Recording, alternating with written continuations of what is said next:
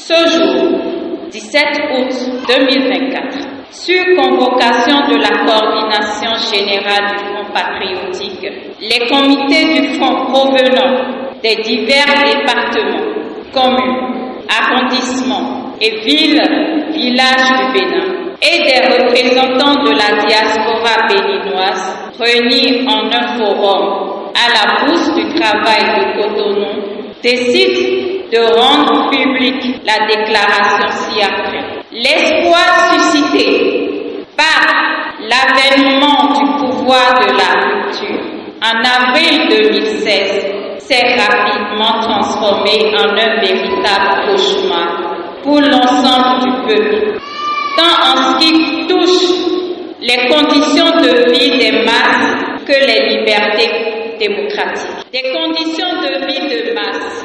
Jamais, depuis 1990, les hommes et les femmes de notre pays n'ont autant souffert dans leur chair et dans leur peau. Depuis l'avènement du pouvoir de la rupture, on dirait que dans la recherche effrénée de profit personnel, l'homme est devenu le gibier à chasser pour s'enrichir. C'est à se demander ce que nous avons fait pour mériter cela.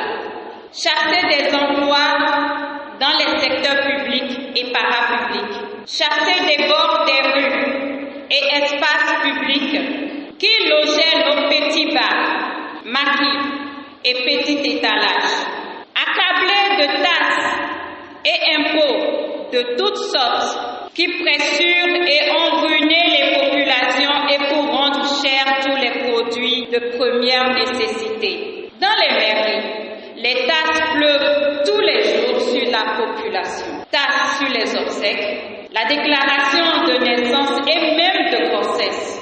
On dirait que les gouvernants n'ont point de cœur pour sentir la misère des peuples, point d'oreille pour écouter les plaintes populaires qui de partout s'entendent, point Dieu, pour voir les marques de la faim qui s'étalent à tous les coins de rues et de marchés. Ceci simplement parce que tout le pouvoir veut s'accaparer de tout, prendre tout et rien à personne. De la sorte, les opérateurs économiques et hommes d'affaires dont la présence aurait permis une saine concurrence et émulation pour faire baisser un peu les prix ont été chassés pour que règne un monopole au profit du président.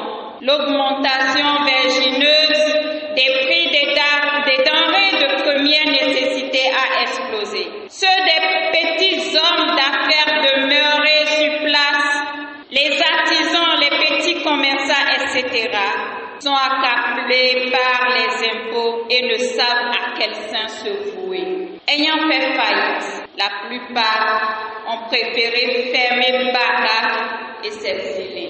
Le pouvoir de la rupture a détruit toutes les libertés, nos libertés. Ainsi, le peuple affamé n'a plus les moyens ni le droit de crier sa faim et de protester. Les lois scélérates, mortifiées, assassines l'en empêchent.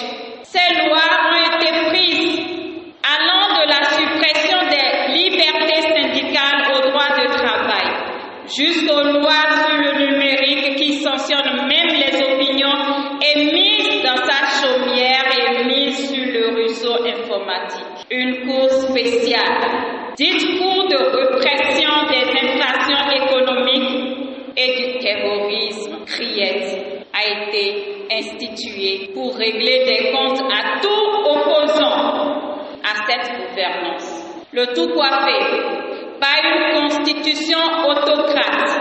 Et c'est ainsi que des citoyens abusivement condamnés croupissent encore en prison et d'autres ont dû s'exiler. On pourchasse l'homme pour ses opinions. Le cas du frère Mumbi, de son vrai nom Steve Amoussou, kidnappé le 12 août 2024 à Lomé, est l'illustratif à l'état de la gouvernance actuelle. Le président Talon a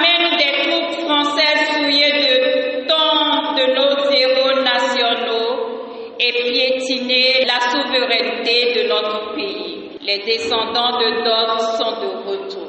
Non contents d'avoir commis 2 séries de crimes, à savoir affamer son peuple, puis le priver de liberté élémentaire, le président Talon commet un 3e forfait, celui de décider de faire la guerre à un peuple frère et voisin, le peuple du Niger. Le Niger est de faire débarquer des soldats français sur notre sol, ce qui a pour conséquence d'accroître l'insécurité partout dans le pays, car il est prouvé partout ailleurs, dans la sous-région, que là où débarquent des troupes françaises, quels que soient les noms sous lesquels ils arrivent, là aussi arrivent des terroristes.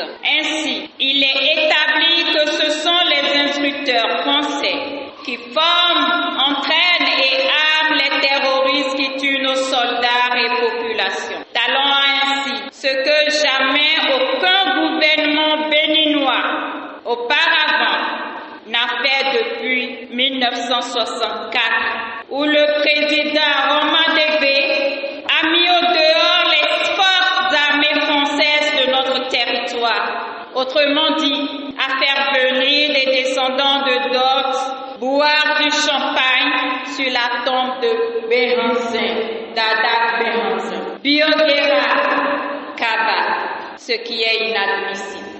Peuple béninois, jeunes travailleurs, femmes de ce pays, trop, c'est trop. On n'en peut plus. Notre pays connaît la honte et l'indignité.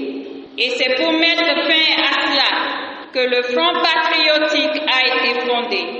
Le Front patriotique est l'expression de toutes les forces, de toutes tendances politiques qui s'accordent pour sauver le pays et ses hommes de la misère, de la faim, de l'indignité et instaurer une haute gouvernance. Nos frères du Nigeria viennent de nous montrer, de nous donner l'exemple, et il faut mettre fin à la mauvaise gouvernance actuelle. Et au regard du dernier code électoral concocté et imposé par le pouvoir de Patrice Talon, aucune élection, aucune échéance électorale ne résoudra le problème du Bénin. Il ne reste comme seule voie que celle de retourner à une assise pour se donner de nouvelles règles, des règles de vivre ensemble démocratiques et patriotiques. Autrement dit, une nouvelle conférence nationale. C'est ainsi que nous mériterons de nos aïeux qui, comme le souligne l'hymne national, ont su avec courage et ardeur, plein d'allégresse, livrer au prix du sang des combats éclatants. Enfants du Bénin.